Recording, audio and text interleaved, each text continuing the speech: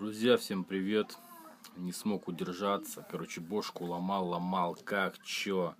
Короче, что-то на этом фонарике зациклился. Короче, смотрите, что я сделал. Помимо вот этой хреновины, сейчас я ее вытащу, да, ну как бы тут в первом ролике я все показал, рассказал, да. Короче, на капроновые хомуты одел. Короче, одного хомута было мало, я одел два хомута. Короче, соединил их, удлинил, прицепил.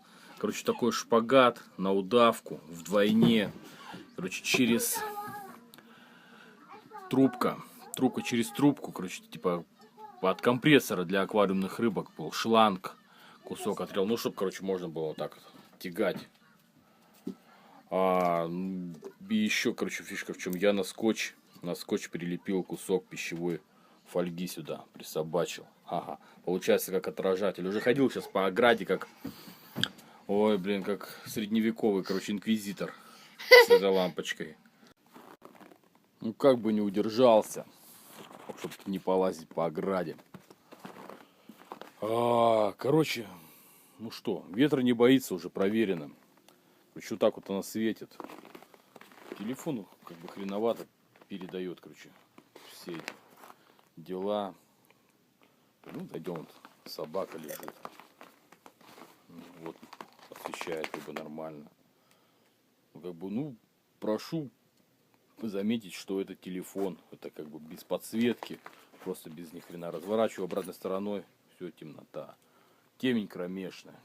Вот, снова на наших экранах появляется этот пес Барбос. Короче, что как бы, ну, светит. Реально, ребята, может дойти куда-то там. Ну, делалось для чего? Не ходить, не бродить, а делалось, чтобы пробурил лунку. Сел.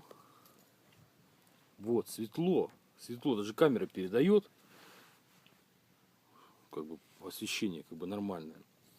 Плюс при наличии отражателя, короче, света стало гораздо больше, чем было изначально. Ну, как бы можно. Плюс можно, короче, лазить с ней. Вот сейчас дойдем, где-то у меня тут горн мой стоит, замело мой горн снегом. Как бы можно посмотреть, что кого там. Он стоит, не пользуясь, морозы. Тут у нас снег идет, красота. Ну, все такая вот, короче, хреновина получилась. Ну, прям, я не знаю, я доволен. Ну, смотрите сами. Главное мечтать.